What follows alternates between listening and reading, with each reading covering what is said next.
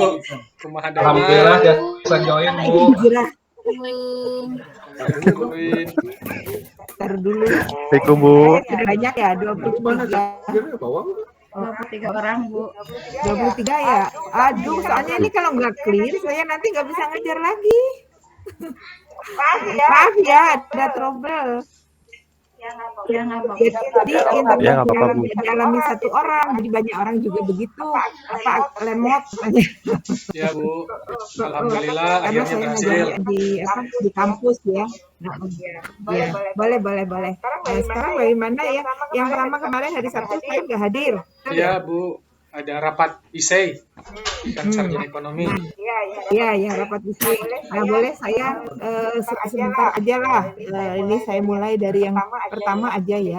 Itu kan materi yang saya kasih, baik di modul maupun di PPT. Sudah terima? Ya, Bu. Modulnya ada, Bu. Sudah Ada. ya. Mana ini di kampus ya. Jadi saya nggak bisa lepas masker ya. Oke. Nanti dimarahin nggak boleh masuk kalau lepas masker. Ya. Oke. Nah, jadi kita lihat dulu dari awal ya. Dari awal kita masuk di pertemuan 1 aja dulu ya. Ya. Gimana teman-teman? Oke ya.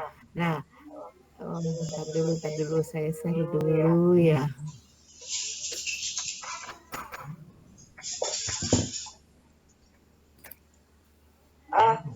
Udah kelihatan di situ? Share-nya? Belum, Bu. Belum. Belum. Ntar dulu.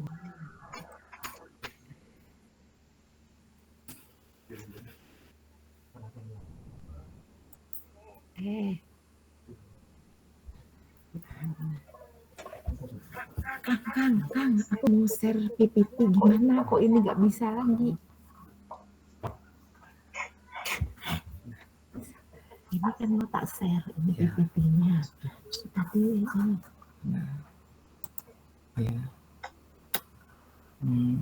Iya benar. Benar. Oke, share. Udah kelihatan belum ya? Udah kelihatan belum? Sudah. Nah, kita lihat dari awal aja dahulu ya. Kenapa mesti kita mulai dari awal? Sebab kalau tiba-tiba di modul 2, nanti lompat-lompat kita mikirnya gitu, ya kan? Nah, supaya tidak lompat-lompat, maka kita lihat dulu cepat aja ini ya. Jadi pertama mengenai aksi yang kita sebut sebagai manajer ekonomi itu ya, termasuk ruang lingkupnya. Jadi kalau Anda perhatikan mata kuliah ini masuknya sebagai mata kuliah alat ya, alat yang akan membantu para pengambil keputusan. Mungkin Anda semua adalah yang sudah bekerja, rata-rata kan ada di middle ya, middle management ya. Ini contohnya teman kita yang di Timika ini, Pak siapa tadi? Faisal, Bu. Paling rajin ngubungin ya. Itu kelihatannya aja, beliau pasti tiap hari atau tiap harinya nggak akan lepas dari pengambilan keputusan, ya toh. Nah, namun di sini, betul ya Pak ya.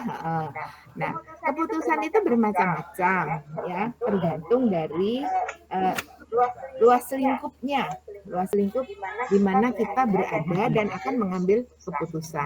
Nah, sedangkan dalam konteks mata kuliah ini yang diambil itu keputusan dalam pertimbangan ekonomi ya. Nah, ekonomi kita melihat organisasi atau katakan itu perusahaan ya atau company itu punya tujuan ya toh. Tujuannya apa? Yuk sharing sambil sharing nih teman-teman, Bapak dan Ibu para pengambil keputusan ya. Nah, itu adalah tujuannya, final goal dari suatu perusahaan apa? Profit.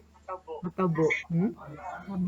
Profit ya. Jadi semua yang kita lakukan itu harus bisa memberikan profit ya toh. Ya, kenapa? Kalau kita nggak berikan profit, nanti perusahaan kita nggak bisa berlanjut kehadirannya. Ya, Betul, Bu. nggak berlanjut kan? Kenapa? Nah, karena kita nggak punya profit. Nah, oleh sebab itu tidak dianjurkan tidak berprofit itu, kecuali perusahaan-perusahaan yang bersifat nirlaba. Ya, nirlaba itu apa? Artinya perusahaan yang tidak semata-mata mencari keuntungan dalam aktivitas sehari-hari. Namun saat ini pemikiran seperti itu ya bisa diluruhkan. Kenapa? Ya, kalau kita tidak berlaba, dari mana kita bisa melanjutkan kehidupan perusahaan? Enggak toh? Nah, kecuali kita itu punya badan yang akan mensubsidi kita. Itu artinya perusahaan tersebut.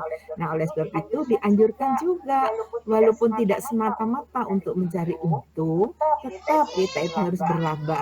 Kenapa harus berlaba?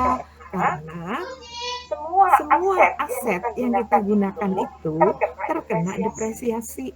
Betul ya, teman-teman? Ya, depresiasi itu apa? Depresiasi itu adalah penyusutan atau yang kita kenal istilahnya capital allowance.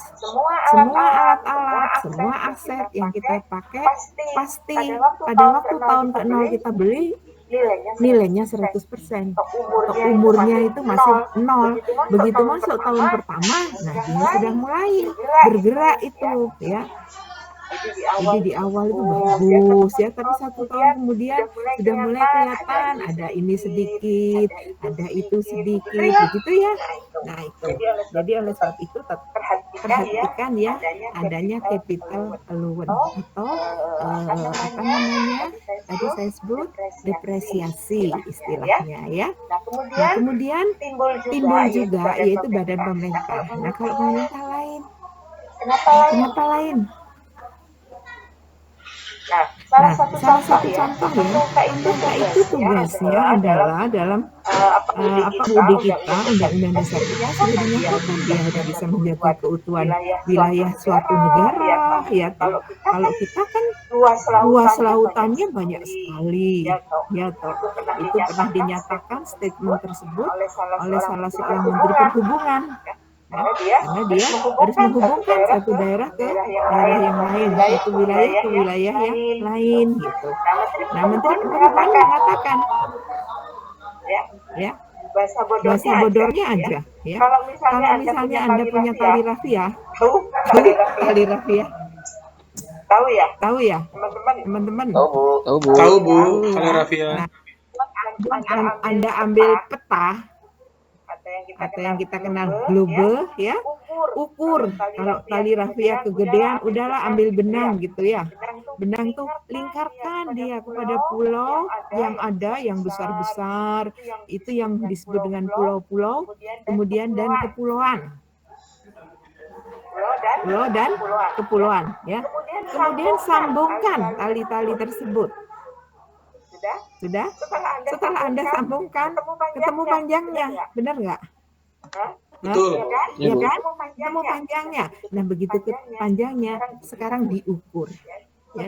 Setelah dijumlahi dari pulau dan kepulauan tadi, kita kalau nggak salah masih ada di kisaran angka 17.000 sekian ya.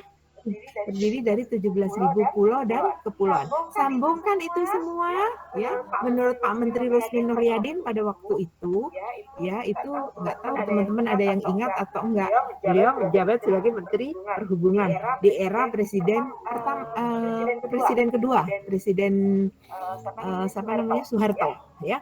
Nah itu kalau disambung ternyata luas dari garis pantai kita itu sama dengan satu wilayah benua.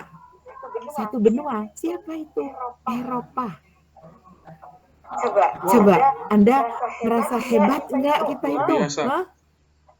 Luar biasa. Bahkan acungan jempol ya, 2 tangan kita kasih itu ya. Kenapa? Karena sama dengan situ bukan negara loh ya, tapi satu wilayah itu yang sangat besar, satu benua Eropa. Jadi karena kita punya